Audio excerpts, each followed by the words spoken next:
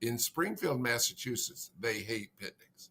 They hate picnics. No one likes picnics. I can't get anyone to attend. Lots of times, people are tasked with things they don't like to do. My mindset was, this has to work. Failure is not an option. And if you don't like to do it, are you going to do it well or poorly?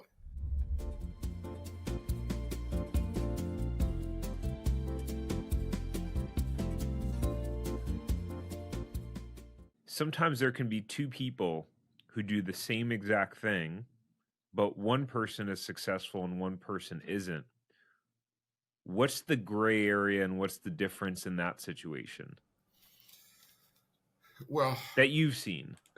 there's many stories to that, but I'll tell you one of my favorite lessons I learned when I was younger than you were, but I was younger than 35. But I was at a block district manager meeting in about 1977, and what block used to do is they would have picnics in just before Labor Day to get the preparers families to get them back into advanced classes and intermediate classes to get ready for the next taxes.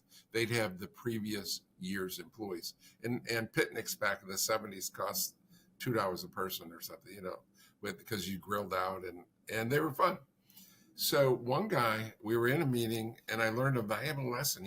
There was about 18 of us, and one guy said, in Springfield, Massachusetts, they hate picnics. They hate picnics. No one likes picnics. I can't get anyone to attend. He had 175 employees, and he could only get 3 people to attend. So the rest of us who had successful picnics, were throwing ideas out. Like, instead of just mailing them an invitation, do you call them? Do you have fun things like 3-legged races and water balloon tosses and music? And oh yeah, I do all that. And so we leave the meeting and go to lunch. And I was very fortunate because he sat at my table. And the first thing he said out of his mouth, I hate picnics. And so then I knew what the problem was. It didn't have anything to do with the 175 employees not liking picnics. He didn't like picnics. So lots of times people are tasked with things they don't like to do. And if you don't like to do it, are you going to do it well or poorly? And so if you have enthusiasm for what you're doing, you're going to do it far better than if you have a hate of what you're doing. And so you have to find the right task for the right person. For example, we're great at guerrilla marketing. And I said this earlier. But we hire special people that have that skill, that like going out in the community. They like drawing attention. They're the kind that would, in a bar, stand up and dance on the table or on the bar, right? Most people are the opposite. They want to sit in the corner and watch those kind of people. So when H&R Block tried to replicate what our great guerrilla marketing, business to business and waivers, and so they decided one year, well, we'll get our office supervisor. They had 9,000 offices, and we'll get our 9,000 office supervisors out in the community and glad handing, and they'll be a lot better than the Liberty people because they're much more experienced and they're much more well known. But the people hated it, so they did it horribly. And my guerrilla marketers literally ran circles around them because you have to find the person that enjoys it. So if you don't like picnics, hire someone that loves picnics to run your picnic. Mm.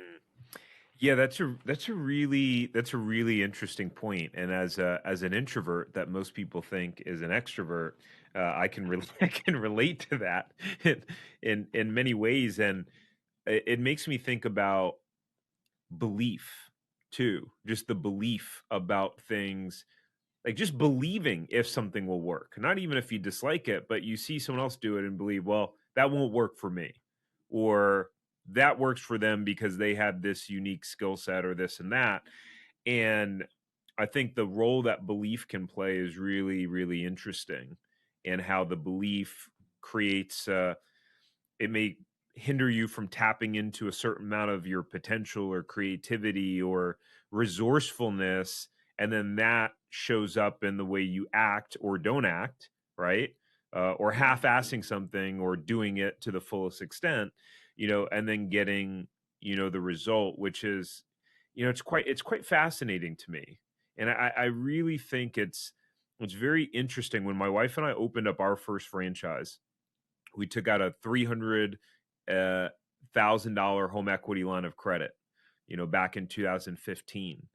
And my wife she didn't want to do it, but I wanted to get out of financial advising. I was in the investment world. And my mindset was, this has to work. Failure is not an option, because I promised my wife, I looked her in the eye, I twisted her arm to get her to sign those HELOC documents with me, and I promised her that we weren't going to fail.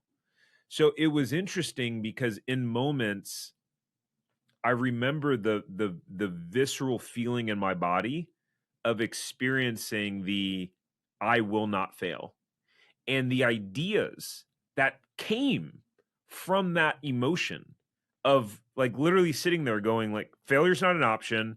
Okay. And then all of a sudden my brain would think of an idea, and then I would act on that idea. And it was like those pieces and those steps adding up over time. And to your point of what we were talking about earlier, it's like God blessed you with a gift to have that confidence and that resourcefulness, because some people, and I've experienced this myself in other moments, is doubting so much or doubting myself. And then of course it winds up failing, because the whole time I'm thinking about all the reasons why it won't work. And it becomes this almost self-fulfilling prophecy. Yeah, I can think of lots of beliefs that I see people put on our chat, on our discussion board. And I forget what her example was, but she said she was a failure. And I forget one of the policies that we had recommended. She said on the discussion board, I don't think that will work in my area. Well, I said to myself, what do you mean you don't think? Well, try it. Try it 5 times or 10 times, right? I mean, she said, because of this, I don't think it would be in my area. Well, you have hundreds of franchisees telling you, and John Hewitt and companies telling you this works. How could you decide that I don't think it's going to work? It was kind of probably like the Pitnick story, right? That I don't like to do that. So I'm convincing myself that that's not going to work in this city. If you enjoyed this short clip from the podcast, you can check out another short clip right here. Or if you want to watch the full episode of this podcast, you can watch that here. And remember, knowledge is not power. It's applied knowledge that's power. Take care. Have a great rest of your day.